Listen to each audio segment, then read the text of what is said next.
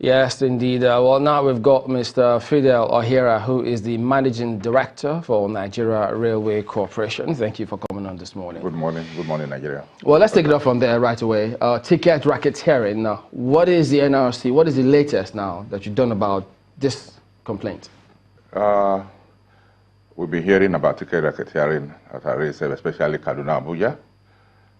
And most time I don't believe there's any racketeering because we try to use a very secure system of ticketing, except people we now have attention because the train is running between Abuja and Kaduna, which was not there before when we were just doing Lagos, Kano, Port Harcourt. Isn't that a good thing? Yeah, it's a blessing to us.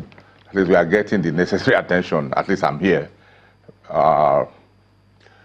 You see, when demand is more than supply, you have people finding different ways of trying to get the service. That's what we have. I don't see people ordinarily just going out of their way to get tickets. But being what we are, if a senator wants to travel and call the MD, please, I'm traveling to Kaduna today, do I ask to tell him, go and queue? Okay, I'm a sincere person. Okay, so I can call my manager, please, so senator said he's traveling, please, he's going to send somebody to get the ticket for him. Have you had instances, for instance, if someone, a free-minded Nigerian, goes there and maybe purchases 10 tickets for himself and then sells it for a higher rate? Does that ever get to, do you get those kind of complaints? You see, we try to avoid that by ensuring we have manifests. See, if you are traveling with your family, for instance, you come with your ID card. Your ID card, name and number, and the type, because we are not insisting, because now we are going up. But before, people don't even know what is ID card come to board the train. So we have made room, if it's even a school ID card, driver's license, your workplace ID card, we recognize it and write it as a spreadsheet, write somebody coming to buy the ticket, you put his name. If he's going to say, I have 2 children, but they don't have ID cards, you put the same ID card against those 2 children. Then you now enter the waiting room. But at the time you are going to board, you are going to be screened so that to see that the ID card number and type matches your name. Because it will be written on the ticket. So we have gone to that extent. So that people don't buy tickets. Because at the time of buying the ticket, your ID card number and the name is written at the back of your ticket. Yeah, but is this foolproof? What you're explaining, a lot of people will argue that that's not foolproof. Because you've got workers, you've got with the railway workers, who are the check-in staff, who could be in cahoots. You can't eliminate that. You see, even on the digital system, we have hackers.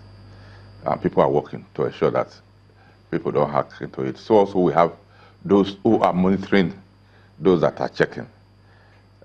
And if you are listening to news recently, even the EFCC have the freedom and go there at their will to check. Plainclothes policemen can as well check what the staffs are doing. So if I get you correctly, yeah, what they refer to as ticket racketeering is that some senators can call you and you reserve ticket for them because there's nothing you can do about that. They see it as some people are queued and somebody has sent to get ticket in advance and somebody just come. You don't know whether somebody has obtained the ticket or not, and it's coming, say, okay, this is your ticket. People look at it as racketeering. But I don't see how you can eliminate that. I don't see. But what we are trying to do is to work hard and ensure we follow normal and due process. Because anything you do in Nigeria... What is due process in this case? To get the e-platform. The e-platform, as I tell my former minister, cannot solve this problem. Is they have number of coaches, not just the number of coaches increased, but the number of times you run, the number of trips. So if you reduce it from, let's say, every 3 hours to 1 hour, if I'm missing my... and you have a meeting in Kaduna or you have a meeting in Abuja, you can say, please wait for the next hour. 1 hour will be there. What's the involvement of travel agents in the process of ticketing? That's why you have to have enough to involve traveling agents. And don't forget, the air ticket you buy at 5,000 is different from the train ticket. You are talking about Abuja Kaduna that we sell about maybe, I think it's 1,005. So the traveling agents will count on volume. So which means we have to increase the number of trips we run for the traveling agents to have. So when we get there, when the number of trains we are operating is up there, so that the agent don't feel that it's working for nothing. So you said the other, sorry, yeah. You said the other time, Mr. Okhira, that the demand is more than supply. Yeah. Apparently, what you just said now is an answer to that. Is there a timeline to? Yeah, we have ordered coaches, we have ordered locomotives. The only thing that is not what you just go to ShopRite and buy. We are trying to improve on the. We saw the coaches now. What we are going to have is going to be an improvement on that, because as far as we don't want to wait, we want to also catch up. Is it an improvement on the speed as well? Yeah, it's already, we have a design speed. The speed is determined by the track you have constructed. So, the maximum speed we can obtain is 160 kilometers. It's 160 kilometers. Those coaches can as well do 160 kilometers. That's for the double gauge? The standard gauge. The standard gauge? Yes. It's 160 kilometers per hour. So those parameters are already in place. So the coaches that we design are to meet up with the 160 kilometers per hour. When is the ICRC going to finish their work? Today they are meeting. Right? Okay. Now my procurement director and operation director are in Abuja with the ICRC. You know, there are a number of days you must give, you must meet so number of weeks, we must meet this. So I think we are at the closing stage, but then probably go back. Can we have an idea of when the e-platform will kick off, e-ticketing? It's maybe next 3 months, because it's not just e-ticketing, you have to put the barriers in place. If you just e-ticketing, I can do it on my phone, you can do it in the next 1 hour. Let's not do that. Upload an application and start doing it. The standard one. But you have to have the hardware in place, and it's going to cost money. That's why we're going through the ICIC route. Okay. Because there are going to be investment by a third party. Oh. And then the Lagos-Ibadan component. We know that, yes, there's been some talk about how much that is costing us. And, to give us a little bit of background, yes, in 2012, the minister then, Abraham Maku, did talk about how when it was first awarded in 2006, they talked about the completion line, the cost at the time, 1.488 billion. There's been some variation much later. But about the length of it, the cost of all of those, how much is it costing us now? Okay, I will take you back to memory lane. When the President Obasanjo awarded the contract in 2006, we did ceremony at a place called Kajola. I think you were, and the contract was awarded in 2006. It was a contract to be financed fully by federal government. And it's a length of 3,733 kilometers. That is track route. People miss track route with the normal length. That is a design kilometer. So design kilometer is what, 156? The design kilometer is 1,400, 300 and something. While the track route, is double track. And you have what we call siding, you have what we call loop lines, you have what we call station line. So if you add it all, it's 2,700 at $8.3 billion. That is 2006. Did it go through due process? Yeah, normal. It went through due process. That is 2006. Then the government of Yaradua came and said the funding may not be there. They started renegotiating, segmenting it. That's why you have the Ibadan Kaduna. It would have been Lagos, Kano, non-stop. Is that why you talked about 6 phases? Yes. So, and in the process of segmenting, you have the Ibadan Kaduna. Kaduna-Abuja, which was finally concluded during Goodluck administration. That is the final segmentation and approval, because you have to do an addendum of the contract. Say, okay, your first segment is this, at the same rate. Are you getting? So, but when this administration came in, they were able to complete that Kaduna-Abuja, and we put it to use 2016. And immediately they said, okay, we start Lagos, Kano, Lagos, Ibadan, and Kano, Kaduna simultaneously. It was approved. Fund was provided. So then this time it was going to be the counterpart funding. Yeah. And no figure has changed. Okay, so at the time we came to that point of the counterpart funding, how much of that counterpart funding is Nigeria providing? 15%. Which comes to what? I didn't do that calculation. You see, from Lagos to Ibadan, with extension to the port, is about 1.54 billion, which is a total track length of 335 kilometers.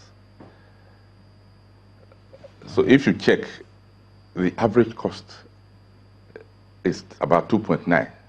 I told you it's 8.3 billion for 373 kilometers, for 3,733 kilometers.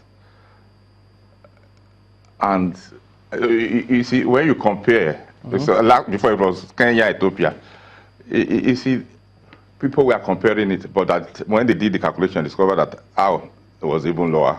No, because we have a shorter dimension. They have a longer dimension. Kenya has a longer dimension than ours. So no, you check per.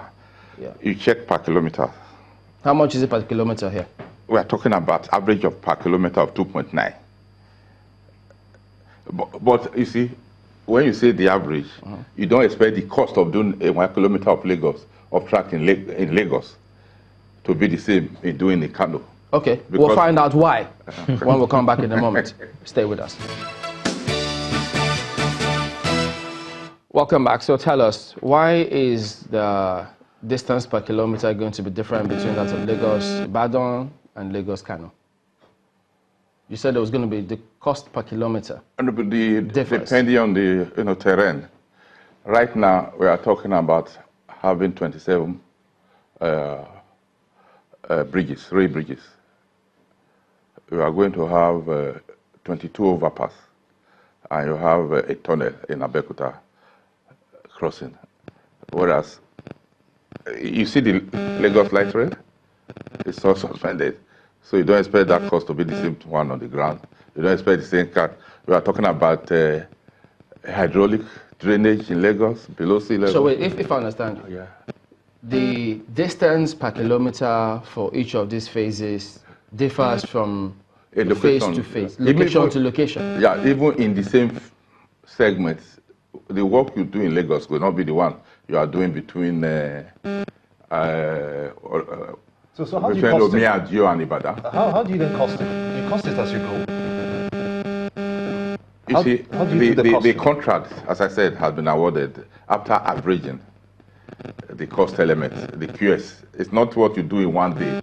There is a scope, there is a schedule, there is a bill of quantity. How many volume of sand, how many volume of stone, how many poundage of rail, how many bags of cement, as what you impute to arrive at your final figure. And it goes through, don't forget we have a Europe consultant team, an Italian firm that was awarded 2006. Yes, I know, but so, what I'm trying to say is this, that in the at the conception level of building the plan, did all these variables, the routes it will pass and all of that, did you put them into consideration? Yeah. And we've seen that you have to perhaps dig a tunnel, or maybe collapse a bridge, or move a secondary school to the left or the right. All of those, did you see all of those in the process of building up this proposal and finally getting the approvals for this, for the total sum it will cost? Yeah, those things were all done. But the only things we find now that those places identified then, like Abeokuta, where you have the station, between 2006 and this time, people have built on them, and compensation have to be paid. Those are elements that may come through contingency or any other thing. Okay, but the contract, it took, you see, thank God I was in railway. They came, spent about 2 years doing survey. I was even part of that. You do understand? Before they will now come back and put figure and start putting, okay, it will cost us from here to here. Then you arrive at a total sum. That's what people pick. What is the cost of this? You, as I said, about 9 bridges. If you go to Costain, there is a bridge that is going to give way because another one has been placed higher. There is a standard cost per kilometer globally, isn't it? That's the impression that the construction firm said. No, that's average cost. Don't forget, have you heard about Desert Express in the US? Is it constructed by CCEC? By Chinese too. Now, so the contract was awarded about $12-point-something million per kilometer. How much? By an American state of California. How much is the? So depending on the facility and the poundage, I can do a rail of 40-pound rail. Okay, I can do a track of 80 pounds. Maybe let's see how we can break it down so we can follow what you're saying. How much then is the Lagos-Ibadan, the 156-kilometer distance coverage? How much is it? How much is it going to cost us? It's going to cost us 1.5. 1.5. Yeah. $1 billion. $1 billion, yeah. But you heard those who were comparing it, saying that how come our West African neighbors here, if they're getting 414-kilometer railway for about $2 billion, why is ours costing us in that same region? I wouldn't mind we sponsor us to go to Ghana and see if you have seen the track. Luckily, Ghana came about 2 months ago so to understudy us. We have the contract being awarded in Ghana. You can go and ask them. I can speak authoritatively on Nigerian affairs, not Ghana affairs. So you go and ask them. I can at least take you on Ibadan, Lagos. At least I can take you from Iju by rail to Ibadan on standard gauge. I can take you from Abuja to Lagos. I can take you from Itakpe to Warri. Okay, let's go to Ghana. They are still discussing. They have not even MOU. That is what we did around 2001 or thereabouts. No, not even. So your point is, I study we are doing that. They are doing. They came. The minister came, and our minister was there, and I was there to go from here to Ibadan. We came back at 11 p.m. about just 2 months ago. Even if the minister came, you talked about the terrain and all of those things. So are you saying that it cannot cost them that amount? I mean, the Ghanaian. It's possible depending on where you are laying your track and what the specification and scope you want. You can come to a Buddha and see the stations we are building. Are you saying that it's more complex to build these rails in Nigeria than it is in Ghana? It's even more complex to build here than Kano.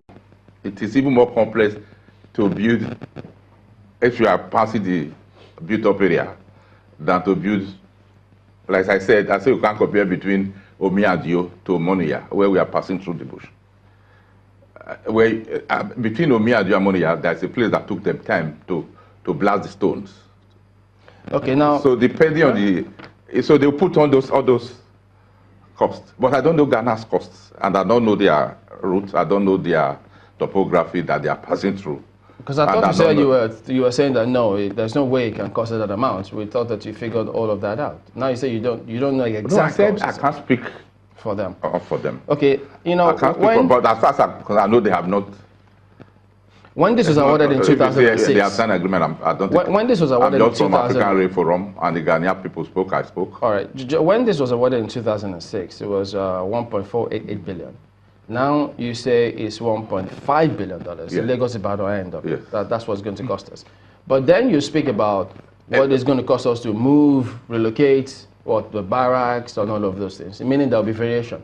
Yeah, they have to. How much will they then be now? You see, what we call variation may not just ask for more money, depending when it's totally done. Because don't forget, in any contract, there's what called contingency. You talk about 1.4. That is from Ebute Metta to Ibadan. But when this administration came in, the minister said, we must get to the port. It's no use building a rail without entering the port. So that element of about 25 kilometers from Ebute Metta Junction, the place popularly called Alagomeji, to the port, and within the port, it's about 25 kilometers, because we have to link all the terminals. That changes the cost. That additional addendum that was added, which is I think $9 million or so. How much is the Eagle Line costing us? The Eagle Line. The Eagle Line, that is from Lagos running all the way to Maiduguri. No, I'm not aware of that. Oh, because I have Lagos Kano. No, this is what you have. You have got it. It runs through Ikeja, Lagos, Ikeja, Shagamu, all the way to Ogbomosho, Abuja, Kachia, Bauchi, Gombe, Biu, Dambao, and maybe there is somebody somewhere that is trying to do that. What we have is Lagos Kano, trying to link Ekiti, all the state capital, Ilori, Osogbo, Ibadan, Mina, then with a loop from Mina to Abuja, Abuja to Kaduna, then Mina to Kaduna, and then Kano. So we have other plans from what has been approved is to get deep seaport from the Warri Itakbe and make Itakbe to Abuja, Kaduna. And we also have Port Harcourt, Benin, then Agbo, Onitsha. That's the one that's gone, I'm aware of. Those other ones, we have plans for the Port Harcourt to Maiduguri and Kano to Dibia. Okay, so on the whole, just as we wind down, what are we getting for all of this? Is it just rail tracks, or are we getting a rail system, which by that, the rolling stock, we are getting rail tracks, we are getting signaling stations? We are getting signaling, we are getting stations, we are getting communication. But we are buying direct our rolling stock so that we can decide what we want. Any partnership with states? With states. No, states are doing their own. They come to railway for permission and franchise, and we guide them, even the Federal Capital Territory. So you are not working, they're not working with you, or you're not working with them directly? We don't. We give them the standard for Nigerian railway, for railway construction in Nigeria, and we monitor what they do. That's the franchise you're talking about. Yeah. So state governments can approach you, get a franchise. Even myself and yourself can get franchise. So one would have thought that, since the railway system is such a capital-intensive, venture, partnership with states will probably help the Nigerian Railway Corporation. No, if you talk of partnership, so there's a system of doing that again, what called BPP. In the US, all those rail you call private, like Long Island, they are state-owned, local government-owned. We call them private. Are you getting me?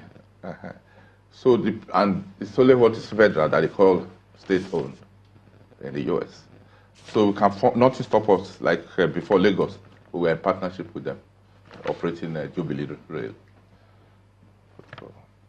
So if there's any state that comes up that I think has enough funding to do it, we'll support them. Is there now still making profit? Infrastructure making profits. Infrastructure. Yeah.